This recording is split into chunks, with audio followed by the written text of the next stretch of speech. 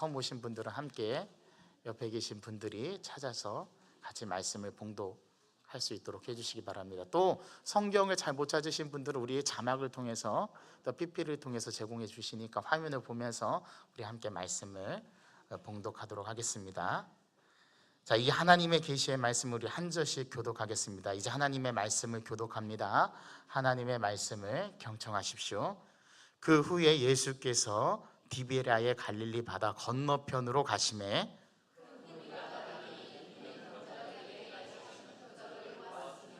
예수께서 산에 오르사 제자들과 함께 거기 앉으시니 예수께서 눈을 들어 큰 무리가 자기에게로 오는 것을 보시고 빌립에게 이르시되 우리가 어디서 떡을 사서 이 사람들을 먹이겠느냐 하시니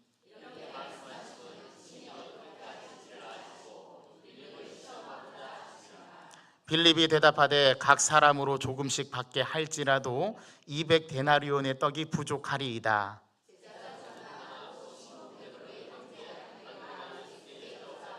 여기 한 아이가 있어 보리떡 5개와 물고기 2마리를 가지고 있나이다. 그러나 그것이 이 많은 사람에게 얼마나 되겠사옵나이까.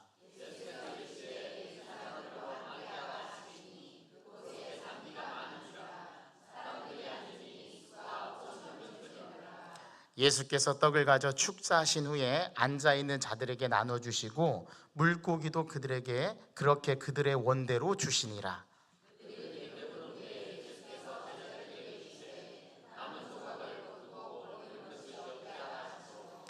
이에 거두니 보리떡 5개로 먹고 남은 조각이 12바구니에 찼더라.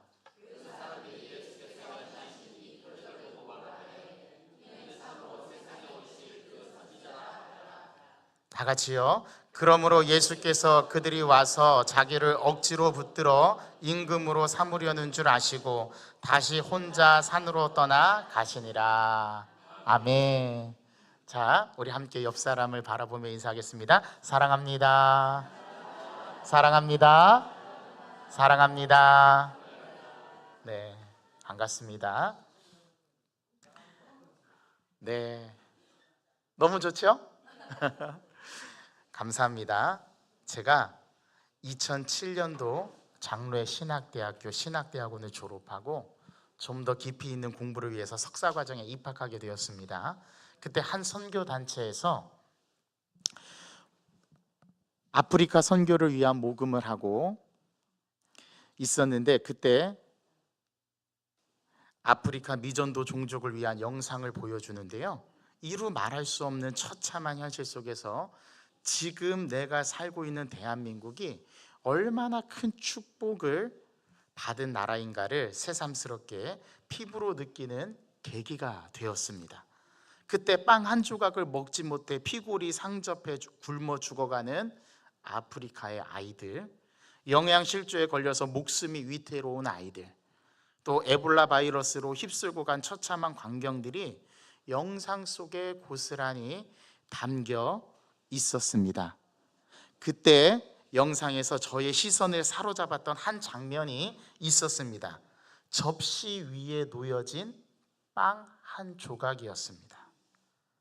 여러분, 접시 위에 놓여진 빵 전체가 아니라 이렇게 주먹만한 크기의 빵 한 조각, 그 한 조각의 사진이었습니다. 그리고 그 영상, 그 사진 밑에 이러한 문구가 자막으로 적혀 있었습니다. 들어보십시오. 아프리카에서 빵 한 조각은 한 아이의 생명입니다. 이런 문구가 그 사진 밑에 써 있는 것입니다. 하루에 아이들이 그 빵 한 조각을 먹지 않으면 아이는 죽는 거예요. 그리고 이어서 나오는 한 말씀이 검은 영상의 배경에 빗줄기처럼 나타나는 한 구절의 문구가 제 가슴을 울렸습니다. 어떤 구절이 적혀 있었냐면 그럼에도 불구하고 하나님이 나의 빵이십니다. 그럼에도 불구하고 하나님이 나의 빵이십니다.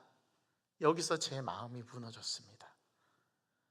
제가 이렇게 마음이 무너진 이유가 있습니다. 제가 2004년도, 그러니까 신학대학원을 졸업하고 대학원에 입학하기 3년 전이죠. 우리나라 선교 단체들이 2년마다 모여서 하는 선교 대회가 있습니다. 선교 한국이라는 대회인데요. 2002년도네요. 2004년이 아니라 2002년도였습니다.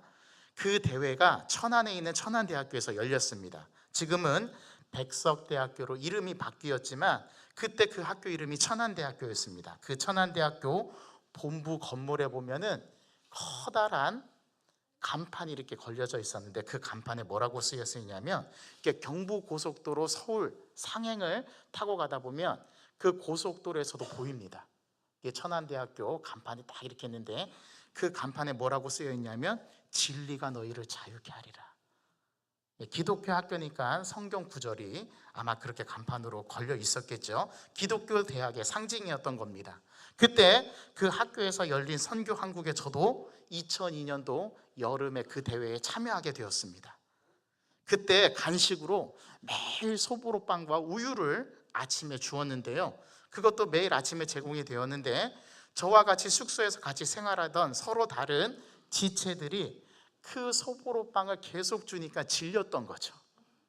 그래서 그 빵을 받아서 침대 옆에 꼽을 쳐놓고 간물대 옆에 수서 박아놓고 대회가 끝나자 그냥 간 겁니다. 그 대회를 주관했던 조이 선교회가 마지막 다 사람들이 떠난 이후에 청소를 하는데 무려 100개가 넘는 빵이 그 숙소에서 나왔다고 합니다. 그 빵 아프리카로 보냈으면 100명의 아이들이 살 수 있었을 텐데 말이죠. 그래서 제 마음이 무너졌던 겁니다.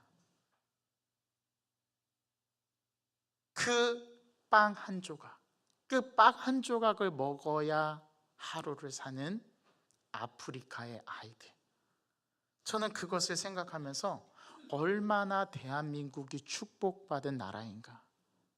광복 이후에 기독교인들이 대한민국 임시정부가 세워졌을 때 기독교인이었던 이승만 초대 대통령을 모시고 우리나라가 새롭게 광복 이후에 나라를 건립해서 출발을 했는데 이 기독교 정신이 우리나라에 대한민국에 스며 있고 이 기독교로 인해서 이 나라가 제사장 나라가 되고 이 나라가 이처럼 잘 사는 나라, 복지가 좋아지는 나라, 세계 가운데 강대국의 반열에 오르는 나라가 되었는데 이제는 너무 풍족해져서 우리가 이 풍족함의 소중함을 모르고 잊고 살아가는 것은 아닌가. 오늘 추수감사절을 준비하면서 그런 마음이 듭니다. 오늘은 추수감사주일입니다. 한 해 동안 베푸신 주님의 은혜에 감업하고 한 해 동안 나를 어떻게 하나님께서 인도하셨는지를 돌아보는 시간입니다. 이 역사는 청교도 혁명이 일어난 영국에서 메이플라워호를 타고 청교도인들이 신앙의 자유를 찾아서 마음대로 신앙을 가질 수 없으니까 신앙의 자유를 찾아서 신대륙을 찾아 나섰던 그들이 지금의 미국 땅을 개척하고 일구어서 그것을 자손 대대로 국가적인 기념일로 정해서 지켰던 기념일이 추수감사주일입니다. 축복받은 나라, 이제 그 축복을 대한민국이 이어받아 전 세계 선교사 파송국가 1위가 된 나라.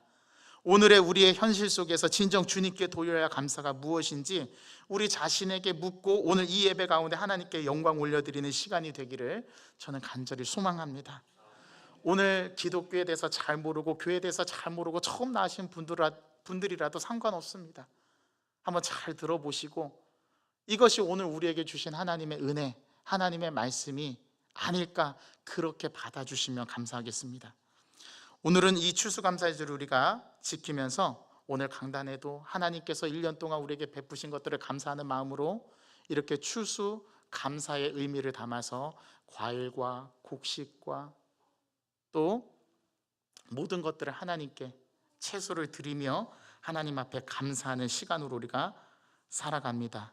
제가 서두에 말씀드렸듯이 그럼에도 불구하고 하나님이 나의 빵이십니다라고 고백하는 아프리카의 그 아이들, 복음을 듣고 예수님을 알게 되고 예수님을 만나고 또 그렇게 하나님 앞에 살아가기를, 그렇게 열악한 환경 속에서 살아가기를 다짐하는 그 아이들의 말 속에 하나님이 그럼에도 불구하고 나의 빵이십니다 여러분, 이 고백이 우리들에게 다가오나요?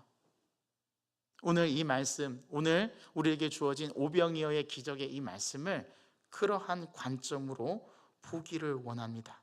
우리가 살아가는 세상은 빵을 나의 하나님으로 삼고 삽니다. 세상은요, 빵을 나의 주인으로, 나의 하나님으로 삼고 살아갑니다. 빵이 없으면 못 살겠다고 말하지 않습니까? 빵이 최고이고 떡이 최고이고 돈이 최고이고 권력이 최고이고 명예가 최고이다라고 말하는 게 우리 세상 사람들이지 않습니까? 나를 먹여 살리는 것은 돈이며 떡입니다라고 말하는 세상 속에 오늘 저와 여러분들이 삶을 살아가고 있지 않습니까? 그러나 하나님의 백성들이 누굽니까? 저와 여러분들은 이 고백이 아니잖아요. 우리는 어떻게 고백하죠? 우리 예수 믿는 사람들은 이런 고백을 합니다. 내가 굶어 죽는 한이 있더라도 그 빵이 나의 하나님으로 삼지 않겠노라고 고백하는 자들이 예수 믿는 자들, 그리스도인들, 교회에 다니는 신앙인들이 아니지 않습니까? 우리가 오늘 이러한 말씀을 좀 보기를 원합니다. 세상에는 두 종류의 사람이 있다고 합니다. 하나는 하나님이 진정으로 나의 빵입니다. 아프리카 그 아이들처럼, 그들의 고백처럼 하나님이 나를 먹여 살리는 분이십니다. 그렇게 고백하는 한 부류의 사람이 있고, 또 다른 하나는 나를 먹여 살리는 것은 바로 이 빵입니다, 이 돈입니다, 이 명예입니다, 이 권력입니다 라고 고백하는 삶, 그런 삶을 살아가는 두 종류의 사람이 있습니다. 그러면 여러분들에게 묻습니다. 여러분들은 누구이십니까? 여러분들의 정체는 무엇입니까? 예수님은 믿어 천국은 가고 싶고 예수님을 믿어 구원받은 사람이라고 말하는데, 우리가 굶어 죽더라도 나는 빵으로는, 나는 돈으로는 나의 하나님으로 삼지 않겠습니다 라고 고백하며 삶을 사는 사람들이 저와 여러분들 아닙니까?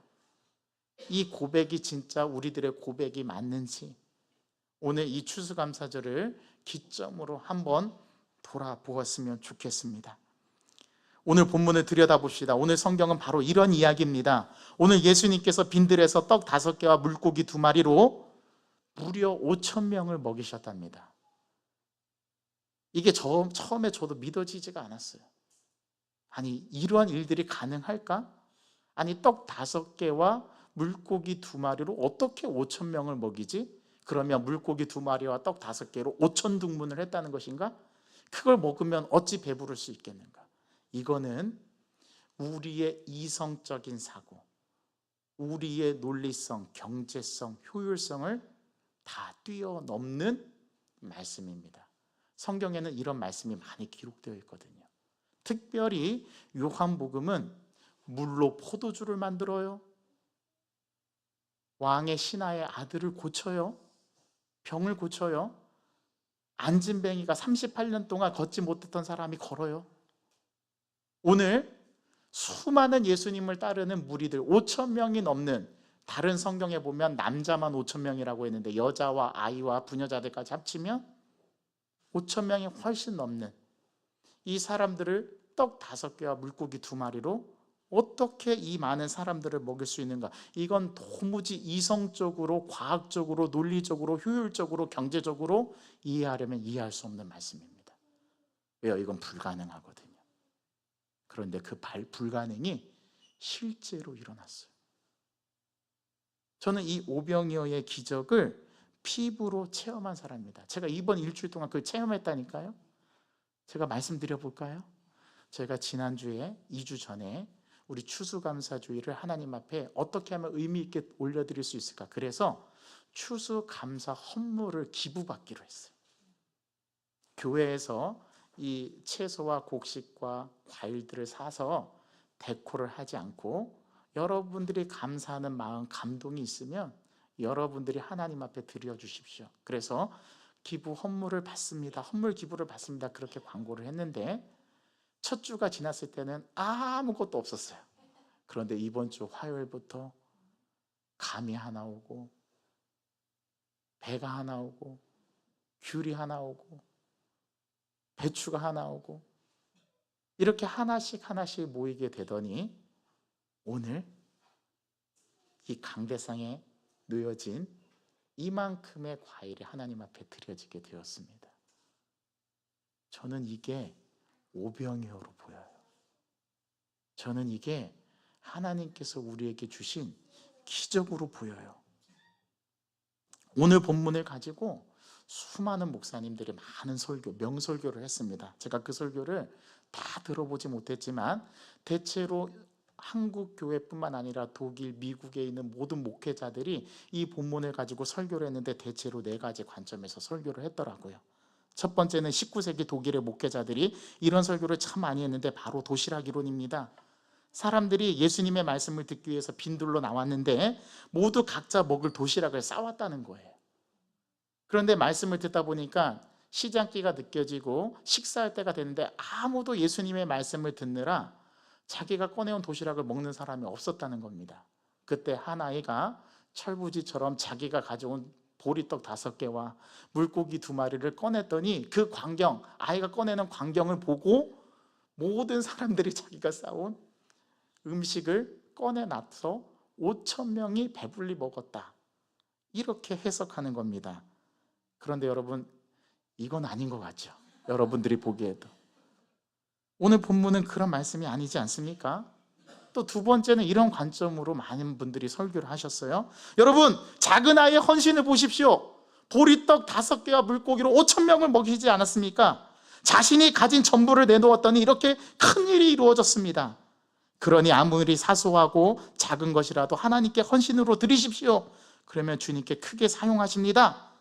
그러나 오늘 본문은 이러한 헌신을 종용하는 말씀이 아닙니다. 그렇게 되면 이 본문을 완전 잘못 보게 되는 겁니다. 또 어떤 목사님들은 이렇게 설교하셨어요. 이건 기적입니다. 이거는 불가능을 가능하게 하신 겁니다. 예수님을 믿으면 우리의 삶이 풍성해지고 번영하고 행복한 삶을 누릴 수 있습니다. 여러분, 지금 공고한 분이 계십니까? 물질적으로 풀리지 않는 분이 계십니까? 여러분들이 가진 것을 하나님 앞에 헌신하면서 기적을 체험하십시오. 이렇게 설교하시는 분들도 있습니다. 그런데 제가 말씀드렸죠. 요한복음 오늘 본문은 기적이라고 말하지 않고 뭐로 표현한다고요? 표적. 여러분, 표적은 무엇이라고 말씀드렸습니까? 기적과 표적은 다르죠. 표적은 이정표입니다. 표적은 그 자체의 목적이 아니라 무언가를 가리켜요. 무엇을 가리치죠? 예수님을 가리킵니다. 그러니까 이거는 기적을 단순하게 말하려고 하는 말씀이 아니에요. 4번째는 오늘 본문을 가지고 환경과 생태학과 연결시키려 해석하려는 시도입니다. 우리나라도 환경보호의 날, 지구 보호의 날을 지정해서 지키고 있어요. 그래서 재활용품 줄이기, 플라스틱 사용 자제하기, 일회용 접시, 일회용 젓가락 사용하지 않기, 일회용 컵 되도록이면 줄이기. 그래서 요즘에 프랜차이즈 커피숍 같은 경우에는 여러분들 플라스틱을 사용하지 않고 종이로 사용해서, 스틱도 종이 스틱, 스타벅스도 그 종이 스틱을 사용하는데 이렇게 환경 생태학과 연결시켜서 지구를 보호하고 보존해야 된다, 환경을 보존해야 한다, 그런 관점으로 성경을 해석하는 분들이 있습니다. 봐라, 예수님은 진정한 환경 보호가이시지 않느냐? 음식을 먹고 남은 음식물을 버리지 않고 12바구니에 다 모으라고 하지 않았냐? 예수님께서는 오늘 사람들에게 음식물 쓰레기를 아무데나 버리지 말고 모으라고 말씀하셨다, 이렇게 성경을 보는 분들도 있습니다. 이렇게 예수님을 환경운동가로 보고 도덕적인 설교를 하시는 분들도 계십니다. 그런데 이 4가지 해석이 다 틀린 건 아니지만 핵심은 아닙니다. 그렇다면 오늘 본문, 이 말씀이 우리에게 주려고 하는 의미는 무엇일까요? 오늘 이것은 굉장히 중요한 의미를 가지고 있습니다. 그러니까 예수님도 표적 자체의 의미를 두고 있는 것이 아니라 이 표적을 통해서 예수님이 말씀하시려고 하시는 바, 그게 오늘 현대를 살아가는, 지금을 살아가는 저와 여러분들에게 주시는 말씀이지 않겠습니까? 그럼 그게 뭘까요? 오늘 그거를 좀 들여다 보시기를 간절히 소망합니다. 오늘 본문은 윤리 도덕적인 관점이 아니라 오늘 설교 제목처럼 예수님이 실체이십니다라는 것을 보여주는 거예요. 제가 어렸을 적에 그림자 놀이를 한 적이 있습니다. 친구들과. 저는 이제 국민학교 세대거든요. 여기 다 국민학교 세대, 초등학교 세대는 별로 없으신 것 같아요. 그렇죠? 다 국민학교 세대신 것 같은데, 국민학교 때 아이들과 운동장에서 그림자 밟기 놀이를 했어요.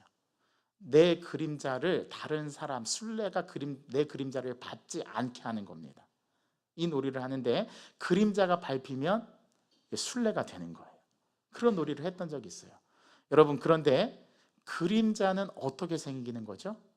빛이 비쳐서 내 형체의 뒤로 빛이 비춰지지 않는 모습이 드러나는 게 그림자이지 않습니까? 여러분, 그림자는 실체가 아니죠.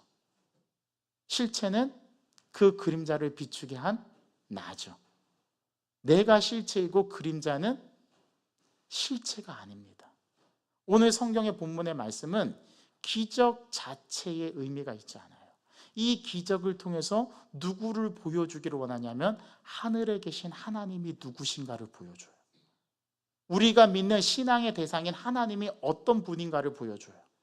내가 믿는 예수 그리스도가 누구이시고 그분이 어떤 일을 행하시고 그분이 무엇인가를 오늘 성경 본문은 우리에게 가르쳐 주려고 합니다. 그런데 오늘 본문이 이 표적의 사건이 일어난 때가 중요합니다. 오늘 말씀 첫 절 1절 2절을 보니까 이때가 언제래요?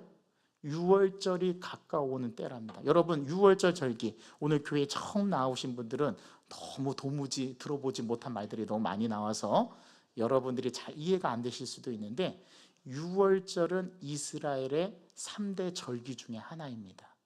이 유월절은 이스라엘 백성들이 이집트라는 나라에 노예로 있었을 때 하나님께서 자기 백성을 부르셔서 이집트에서 탈출시켜서 하나님이 약속하신 지금의 이스라엘 땅, 그 땅으로 인도하신, 가나안 땅으로 인도하신 사건을 추억하고 기념하면서 지키는 절기가 유월절이에요. 왜 이 유월절을 지키냐면 이집트의 파라오 왕이 이 하나님의 백성인 이스라엘 백성들을 놓아주지를 않으니까 하나님께서 10가지 재앙을 보내십니다. 애굽에. 그 10가지 재앙 중에 마지막 재앙이 장자, 모든 생물의 초태생을 죽이는 그러한 재앙을 하나님께서 내리시는데, 하나님께서 이스라엘 백성들에게는 살 방법을 알려주셔요. 그게 뭐냐면 유월절 날에 어린 양을 잡아서 그 피를 문설주의 좌우 임방에 바르는 겁니다. 그러면 죽음의 사자가 그 어린 양의 피를 보고 죽음의 사자가 그 가정에 임하지 않고 그 가정을 넘어간다. 그래서 영어로 패스오버라는 단어가 유월절이라는 말입니다. 이것을 놀라운 기적을 경험해서 이게 유월절 사건이에요. 그리고 이스라엘 백성들을 애굽에서 탈출시켜서 이스라엘 땅으로 인도하는 과정 중에 광야라, 사막을 지나게 하십니다. 여러분, 사막은 잘 아시는 대로 뭐가 없어요? 물이 없어요. 먹을 양식이 없어요. 사막 온통 사방을 둘러봐도 있는 건 모래뿐입니다. 그런데 어디서 양식을 구할 수 있겠어요? 어디서 물을 구할 수 있겠어요? 이스라엘 백성들이 노예에서 탈출하긴 했는데 먹을 양식과 물이 없으니까 누구를 원망하게 된 거예요? 자기를 인도한 이스라엘의 지도자 모세를 원망하게 된 겁니다. 그때 하나님께서 그 원망의 소리를 들으시고 이스라엘 백성들에게 하루에 한 일용할 양식, 먹을 양식을 주시는데 하늘에서 만나를 내려주시고 동풍을 불게 하셔서 메추라기를 보내주십니다. 그래서 그들은 광야에서 먹을 수 없는 음식을 먹는 기적을 체험하게 되죠. 그게 바로 이스라엘 백성들이 경험한 유월절 사건으로 시작해서 가나안 땅에 들어가기의 여정입니다. 놀라운 일이 벌어진 거죠. 아니, 하늘에서 양식이 내리는 거예요. 이걸 만나. 그래서 만나의 뜻이 이것이 무엇이냐라는 뜻입니다. 그런데 오늘 이 만나가 이 광야에서 벌어졌던 만나의 사건과 메추라기의 사건이 오늘 본문에서 예수님을 통해서 벌어지고 있는 거예요. 보리떡 5개와 물고기 2마리로 그 빈들, 오늘 여기는 빈들이라고 표현되어 있지만 원어 성경을 보면 에레모스, 광야로 되어 있습니다. 사막이라고 되어 있어요. 이스라엘 백성들이 먹었던 만나를 지금 예수님이 그대로 재현해서 예수님에게 온 무리들에게 먹이시는 장면이 오늘 오병이어의 기적의 사건이었던 것입니다. 그럼 뭐가 실체입니까? 만나가 실체입니까? 예수 그리스도가 실체입니까? 예수님이 실체였던 거예요. 구약 사건의 만나는 오실 메시아 예수 그리스도의 예표였던 거예요. 하나의 본보기였던 거예요. 모형이었던 거예요. 진짜 예수님이 이 오병이어 기적을 통해서 말씀하시고자 하는 거는 뭐였냐면, 야, 너희들 구약 시대 때 너희 조상들이 먹었던 그 만나 기억하니? 내가 지금 만나를 너희들에게 줄게. 그러면서 예수님께서 오병이어 기적을 베풀어 주십니다. 여러분, 나중에 말씀을 드리겠지만 이 오병이어 기적이 일어난 이후에 6장 후반부에 가면 예수님께서 무슨 말씀을 하시냐면, 나는 생명의 떡이다라고 말씀하세요. 오늘 이 말씀은, 이 오병이어 기적 사건은 단순한 표적이 아니었던 거예요. 예수님이 우리 인생의 주인이고 예수님이 우리의 생명이고 예수님이 진짜 우리의 빵이다라는 사실을 오늘 이 기적 사건을 통해서 보여주셨던 겁니다.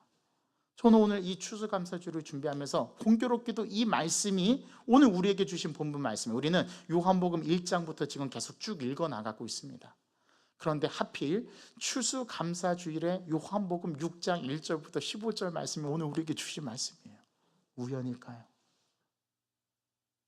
오늘 더구나 처음으로 예수 믿는 분들이 초대돼서 한 번도 교회에 나오지 않은 분들이 오늘 교회에 나오셔서 이 말씀을 듣게 되는데 이게 우연일까요? 예수님은 우리 인생에 우연은 없다고 말씀하십니다. 필연입니다. 오늘 이 말씀을 듣는 자들은 복이 있는 거예요. 하나님께서 오늘 이 말씀을 우리에게 주시는 겁니다. 여러분, 오늘 이 말씀을 이해하는데 문제가 하나 있습니다. 사람들이 기다렸던 메시아 예수 그리스도는 자신들을 죄에서 구원해 줄 메시아를 기다린 게 아니었던 거예요. 오늘 말씀해 보니까 이 큰 무리들이 기다렸던 메시아는 누구였어요? 자신의 배고픔을 채워주는 분. 그래서 예수님께 온 이유가 뭐였습니까? 그들이 예수님을 진짜 믿기 위해서 온 게 아니라 뭐를 보고 왔다고요? 병자들을 구원해 주시는 표적을 보고 왔다. 오늘 성경 본문 2절은 그렇게 말씀합니다. 그리고 큰 무리가 모여들자 이 오병이어 기적의 사건을 이루시기 전에 한 사람에게 예수님이 물어요. 한 제자에게. 그 제자 이름이 뭡니까? 빌립입니다. 오늘 본문에 보니까 그 빌립에게 묻는데 예수님께서 뭐라고 묻죠? 빌립에게 우리가 어디서 떡을 사서 이 사람들을 먹이겠느냐. 자, 예수님께서 어떻게 이 사람들을 먹이면 좋을까 이렇게 질문한 게 아니라 어디서, 장소를 묻어요. 어디서 떡을 구해서 이 사람들을 먹이겠느냐. 오늘 질문을 잘 보십시오. 오늘 이 질문은 근본을 묻는 질문입니다. 왜 예수님이 이 질문을 빌립에게 하셨을까요? 왜 빌립에게 물으셨을까요? 어떻게가 아니라 어디서냐 이겁니다. 우리가 떡을 구할 때 하늘에서냐 땅에서냐, 사람에게서냐 예수에게서냐, 예수님께서 이걸 묻고 싶으셨던 거예요. 누구에게요? 제자였던 빌립에게 묻는 겁니다. 이 떡이 어디에서 오느냐? 이게 그렇게 중요한 이유가 여기 있습니다. 바꿔 말해 볼까요? 너의 인생의 양식, 너의 생명을 유지하게 하고 너에게 너를 살아가게 하는 그것은 하늘에 속한 것이냐 땅에 속한 것이냐, 사람에게서냐 하나님에게서냐. 다시 말해 볼까요? 너의 생명의 근원은 하늘이냐 땅이냐, 빵이나 예수냐, 돈이냐 하나님이냐. 이걸 묻고 싶으셨던 거예요. 누구에게? 제자에게. 예수님의 제자에게 물으시는 겁니다. 다시 말하면 이 질문은 오늘 예수님께서 나에게 묻는 거예요. 우리는 그렇게 고백했죠. 우리는 돈을 나의 주인으로 삼고 사는 사람들이 아니다. 빵을 나의 주인으로 삼고 사는 사람들이 아니다. 우리는 예수님을 나의 빵으로 삼고 나의 주인으로 삼고 나의 하나님으로 삼고 사는 사람들이 저와 여러분이라고 말씀을 드렸습니다. 여러분, 이것이 우리에게 가장 중요한 이 추수감사를 주시는 신앙의 말씀이었던 거예요. 오늘 교회 처음 나오신 분들 계십니다. 어떻게 해서 교회에 나오시게 됐는지는 저는 모릅니다. 가족분들의 권유로, 전도로, 또 친구분들의 전도로 나오신 분이 있고, 또 야, 또 교회에서 이렇게 얼굴 보기는 그냥 오랜만에 나오신 분들도 있어요. 자, 그런데 그것을 모두 차치하고 가장 중요한 사실이 하나 있습니다. 그것은 뭐냐면 하나님은 우리의 주인 되기를 원하신다라는 겁니다. 하나님은 우리가 우리 인생의 가장 중요한 삶의 수단을 돈이나 빵이나 물질이나 명예나 권력이나 그 어떤 것으로 삼지 않고, 참 행복이나 성공이나 이런 것으로 삼지 않고 진짜 하나님을 인격적으로 만나서 하나님을 나의 주인으로 삼기를 원하시는 것, 그게 오늘 오병이어가 말하고 싶은 말씀이었던 거예요. 누구에게? 빌립에게 묻잖아요. 어디서 이 떡을 구하냐? 이 질문은 뭐예요? 너는 나를 빵으로 삼고 주인으로 삼고 나를 그렇게 섬기기를 원하느냐, 만나기를 원하느냐? 그 질문이 어디서 빵을 구해서 이 사람들을 먹이겠느냐, 그 질문이었던 거예요. 저는 오늘 이것을 실존으로 받아들입니다. 여러분들이 저에게 그럼 목사님을 하나님을 주인으로 삼고 사느냐 저에게 묻는다면 저는 예라고 대답할 겁니다. 왜냐하면 여러분, 올 한 해 여러분 어떠셨어요? 힘드시지 않으셨어요? 많이 어려우셨죠? 저는 올 한 해 사실 많이 힘들었습니다. 제가 제일 힘들었던 거는 어떤 거였냐면 우리 성도님들이 너무 아프셨던 게 너무 힘드셨어요. 암으로 투병하시는 분들, 질병에 걸리셔서 전전긍긍하면서 그 아픔을 가지고 삶을 살아가시는 우리 성도들을 바라볼 때 제가 많이 힘들었습니다. 육신으로 아프고 영적으로도 아픈 경험이 있었습니다. 각종 질병, 지금도 암투병 하시는 분들이 있고요. 그래서 더 기도하게 되었습니다. 저는 목회 초년생 목사로서 하나님께서 나를 무릎 꿇게 하시고 더 기도하게 하셨어요. 지금도 암투병하는 분들을 위해서 기도합니다. 지금도 질병에서 자유롭지 못한 분들을 위해서 기도합니다. 물질적으로 어려움 당하시는 분들을 위해서 기도하고, 관계 문제로 힘들어하고, 직장의 문제로 힘들어하고, 자녀의 문제로 힘들어하는 분들을 위해서 기도합니다. 그러면서 하나님께서 저를 겸손하게 만드셨습니다. 영적으로도 아픔을 경험했습니다. 그러나 지금은 그저 감사할 뿐입니다. 성도들이 아픈 것이 무엇이 감사할 일인가 할 수도 있습니다. 그러나 목회자로서 저는 하나님 앞에 오늘 감사의 고백을 올려드리고 싶어요. 저에게도 세 가지 감사가 있습니다. 첫째, 내가 예수 믿고 구원받은 것에 대해서 감사. 이 구원의 은혜가 오늘 교회 처음 나오신 분들에게 임하기를 간절히 소망합니다. 저는 태어날 때부터 장애를 갖고 있었거든요. 여러분, 제가 간증했죠. 우리 성도들이 다 알고 있는데 저는 태어날 때부터 마이너스 시력을 가지고 태어났어요. 그 당시 의학으로는, 의술로는 제 눈을 고칠 수 없었습니다. 이 사실을 처음 5살 때 알게 됐어요. 어머니가 물건을 주는데 제가 허공을 자꾸 그 물건을 못 짚는 거예요. 그래서 어머니가 이상하다 싶으셔서 병원에 가서 진료를 했더니 제 시력이 태어날 때부터 장애를 갖고 태어났던 거예요. 여러분 되게 궁금하시죠? 지금은 제가 잘 보거든요. 제 의학으로 고친 게 아닙니다. 그래서 여러분들이 아무리 하나님이 없다 말씀하셔도 저는 하나님이 있다고 말할 수밖에 없어요. 왜요? 제가 하나님 만난 체험이 있기 때문에 그렇습니다. 저는 제 눈 때문에 제가 예수 믿게 되었고, 제가 고백했죠. 초등학교 때, 여름 성학교 때 저를 가르쳐 주셨던 선생님이 예수님은 의사시다 이렇게 가르쳐 주셨어요. 진짜요? 그러면 그 예수님이 내 눈도 고쳐주실 수 있나요? 그랬더니 그 선생님께서 네가 정말 기도하고 정말 하나님 말씀대로 살면 하나님 너를 고쳐주실 거야. 그래서 제가 뭐 했다고요? 새벽 기도, 작정 새벽 기도를 했어요. 며칠 동안?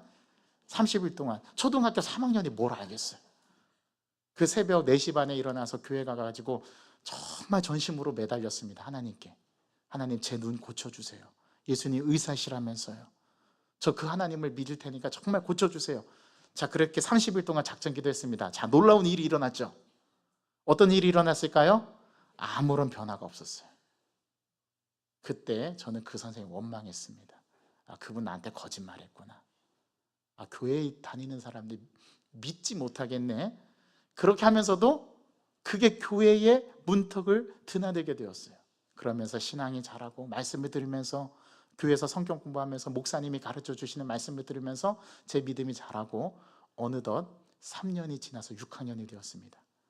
어느 날 체육 시간에 친구들과 축구 시합을 하는데 상대방 친구가 저를 향해서 슛을 날리는 것을 막겠다고 제가 골키퍼를 했었는데 그만 얼굴을 정면으로 맞아버리게 된 거예요. 안경은 깨지고 안경알은 박살이 나고 얼굴은 끓여서 상처가 나고 제가 자세히 보면 여기 흉터가 있거든요.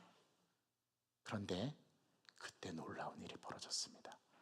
제가 태어나서 그렇게 세상을 선명하게 봤던 기억은 지금도 아주 또렷하고 생생하게 기억이 납니다.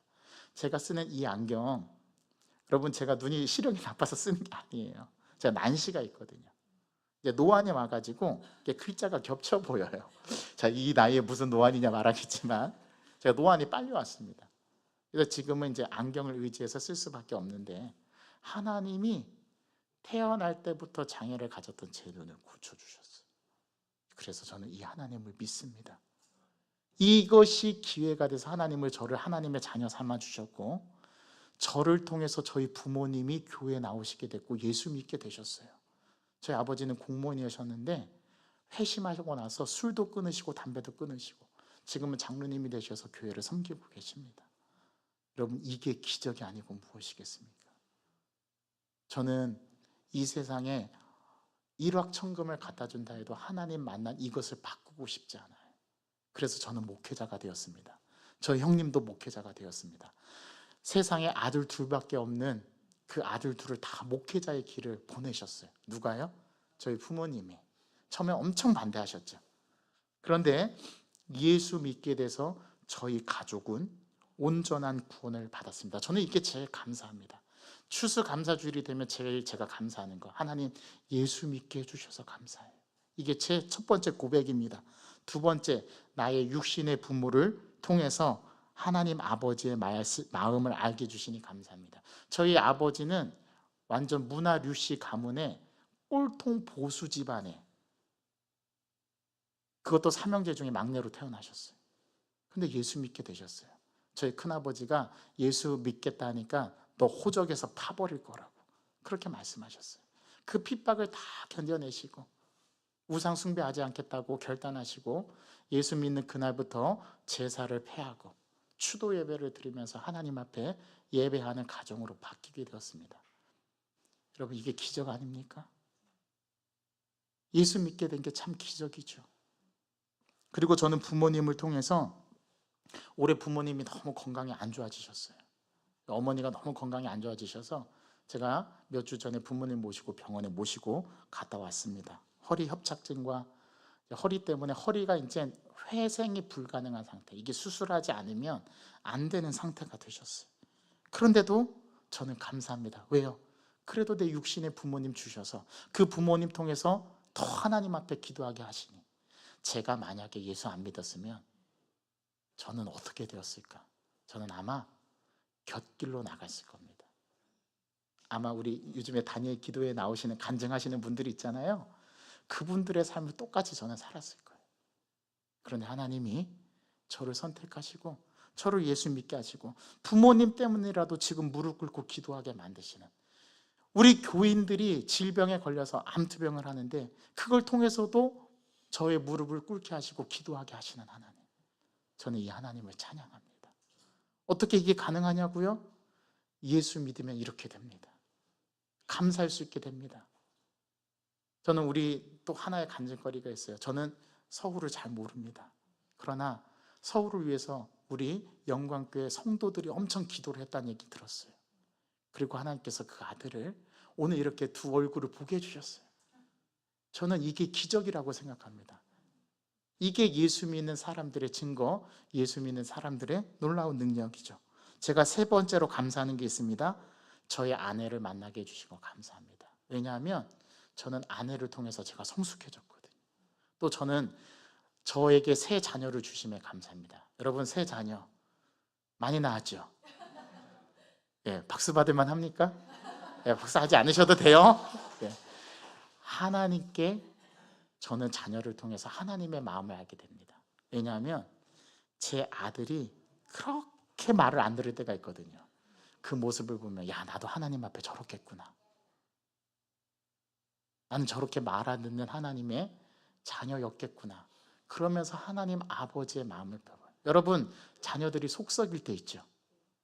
여러분, 그 자녀들이 속 썩일 때를 생각해 보면 하나님이 우리를 얼마나 사랑하셨는지를 구구절절하게 깨닫게 됩니다.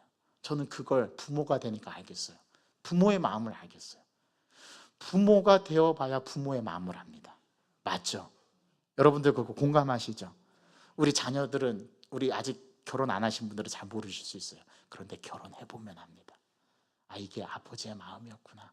이게 어머니의 마음이었구나. 그렇게 그때는 이해가 안 되던 것들이 지금은 이해가 돼요. 그래서 하나님께 감사해요. 그러나 이 모든 것이 주어지지 않아도 진짜 감사할 수 있었을까? 예수님이 나의 실체라면 저는 가능하다고 믿습니다. 이 감사가, 이 추수감사주의를 드리는 저와 여러분들의 감사가 되기를 간절히 바랍니다. 그리고 여러분들에게 도전합니다. 저희가 지금 다니엘 기도회를 하고 있거든요. 매주 저녁 8시부터 10시까지 전국의 온라인으로 예수 믿는 사람들이 이 다니엘 기도에 참여하고 있습니다. 우리 오늘 처음 교회 나오신 분들에게도 소개합니다. 여러분, 나의 인생이 무미건조하다고 느껴지십니까? 정말 하나님이 살아계신지 의심이 드십니까? 그리고 정말 내가 교회에 나와서 예수 믿게 되어야 되는 이유가 무엇일까? 여러분, 그런 고민이 드십니까? 그러면 여러분들을 전도하신 분에게 꼭 얘기해서 다니엘 기도회를 꼭 한번 보시기 바랍니다. 어제 배우 중에, 탤런트 중에 권호중 씨 아시죠? 권호중 집사님 나와서 간증을 했는데요, 제가 펑펑 울었습니다. 하나님 저렇게 역사하시는구나. 내가 만났던 하나님을 저분에게도 만나게 해주셨구나. 저는 오늘 이 자리에 나오신 분들이 그렇게 하나님을 인격적으로 만나기를 경험합니다. 하나님은 실체입니다. 허공에서 무언가를 잡는 게 아니에요. 하나님은 진짜 살아계시거든요. 하나님은 온 우주 만물을 창조하시고 우리를 만드신 분이시거든요. 누구보다도 나를 더 잘 알고 계신, 나보다 나를 더 잘 아시는 분이 하나님이시거든요. 그분을 여러분들이 만나기를 간절히 소망합니다. 하나님, 우리가 살아온 날들을 생각해 보면 어떤 사람에게는 고통과 좌절뿐이요, 어떤 사람에게는 말할 수 없는 상처와 아픔으로 남아있는 분들도 계시겠지만, 오늘 이 추수감사절을 기억하면서 내가 살아온 인생을 돌이켜보니 모든 것이 하나님의 은혜였음을 고백할 수밖에 없습니다. 그냥 되어진 것은 아무것도 없고 하나님께서 나를 지금까지 인도해 주셨고 여기까지 인도해 주신 줄 믿습니다. 그 하나님을 오늘 추수감사주의를 맞아 오늘 교회에 처음 나오신 분들, 이미 신앙생활하면서 예수님을 믿고 있는 분들, 그분들이 다시금 하나님을 인격적으로 경험하고 우리가 살아가는 삶이 그저 향방 없는 삶이 아니라, 무의미한 삶이 아니라, 아무것도 아닌 삶이 아니라 나에게 이 땅을 살아가야 할 목적과 의미가 있고 하나님 살아계심을 경험하고 만난 이후로 변화된 삶을 사는 저희들 인생이 되게 하여 주옵소서.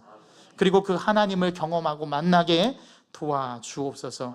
예수 그리스도의 이름으로 감사하며 기도하옵나이다. 아멘.